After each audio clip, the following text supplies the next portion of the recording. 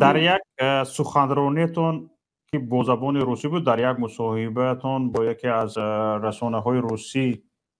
شما گفتید که اگر غرب نتوانست با پول های هنگفت، با گرانت های هنگفت روند دموکراتیک کنونی جامعه را در تاجیکستان و کشورهای آسیا مرکزی پیش برد و نتوانست پیش برد، این را طالبان بی پول به راه میماند. میگوید که همین گپ شما را نفهمیدم، چه خیلی طالبان با پول هنگفت غرب نتوانسته است، طالبان بی پول در تاجیکستان آسیای مرکزی بی پول دموکراتی می آورده است. اونجا گفته گیید که آنها خودشون نمیخواهند، لیکن همین وجود طالبان در آسیای مرکزی دموکرات میبرد. یعنی چی؟ بله، من این صحبت را اگر خطا نکنم سال 2012 در مرکز کرنگی کرده بودم و در اون سال 12 سال پیش کسی باور نداشت که طالبان باز به قدرت میاد. وقتی که من در اون صحبت هم گفتم که دیر یا زود طالب از سر نو به قدرت خواهد رسید، هم در همون تالاری صحبت بعضیا خندیدن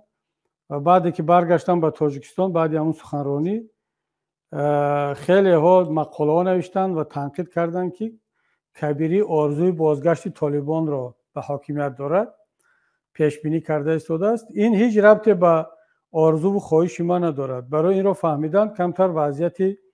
همون وقته و آینده افغانستان را تحلیل کرده توانستن در کار بود، چون که معلوم بود که کار به همین سمت رفته ایستاده است و امروز طالب به سر قدرت دوباره برگشت. چرا من گفتم که کاری را که امریکا غرب با میلیاردها دلار نتوانست در آسیای مرکزی انجام بدهد، یعنی روند دموکراتیک کنونی را رشد بدهد، حکومت‌های محلی را مجبور کند که خواسته یا نخواسته بعضی اصلاحات ها را انجام بدهند، به خاطر آن بود که اگر طالب به سر قدرت بیاید یک نمود سیمپاتیا با طالب در این منطقه در کشورهای آسیای مرکزی زیاد خواهد شد و گرایش به سمت افکار طالبانی بیشتر خواهد شد و حکومتداران فقط برای آنکه پیش راه رادیکالیزاسیون را بگیرند، پیش راه افراطی شوی جامعه را بگیرند، مجبور میشوند که دست به بعضی اصلاحات بزنند. البته اگر حکومت‌های عاقل باشند. من این تحلیل را برای آن میکنم و میکردم در گذشته که هنوزم امیدم پورا از دست نرفته است که در آسیای مرکزی حکومت‌های عقلانی وجود دارند و برای مثال وقتی قزاقستان یا ازبکستان تا جای دست به اصلاحات زدن، این به معنی آن بود که یک کمی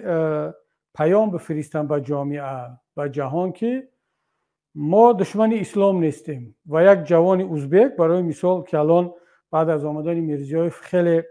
وضعیت تغییر کرد و میرزیایف با این اصلاحاتش چی میخواست؟ میخواست بگوید که من پرزیدنت یک کشور مسلمان نشین هستم، هیچ دشمنی با اسلام ندارم، ارزش‌های دینی آزاد هست، زندانی‌های سیاسی را عفو کرد، سبکی‌های زیاد به تاجران داد و تا کیف هم در قزاقستان همین خیال و این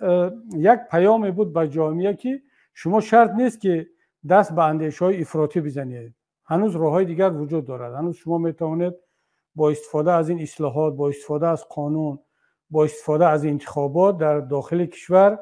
بدون کدام خشونت و دست دادن به سلاح به هدفهای خود برسید. و این من همین رو منظورم همین بود که وقتی که یک خطر در منطقه وجود دارد و احتمال آن هست که جوانان گرایش پیدا کنند به عقیده‌های تند دینی، حکومت‌ها مجبور میشوند دست به اصلاحات بزنند و باز تکرار میکنم که این در جای عملی میشود که حکومت‌ها منطقی فکر میکنند. اما در تاجیکستان ما دیده ایستادیم که برعکس. البته این تحلیل من، این پیشگویی من به تاجیکستان ربط ندارد، زیرا در تاجیکستان یک حکومت عقل و منطق نیست و دیده ایستادیم که حتی با وجود آن که طالبان به قدرت رسیدند و تجربه طالبان میتواند یک الگو برای خیلی از تاجیکستانی ها باشد و اون هم دلیل دارند که در تاجیکستان دیگر نه دموکراسی است، نه حقوق بشر است، نه انتخابات آزاد است، نه آزادی مذهب و آزادی سیاسی هست. پس یگانه راه میماند روش طالبان. حتی با وجود همین تهدید هم حکومت تاجیکستان دست از فشار بر نمیبردارد و من فکر میکنم که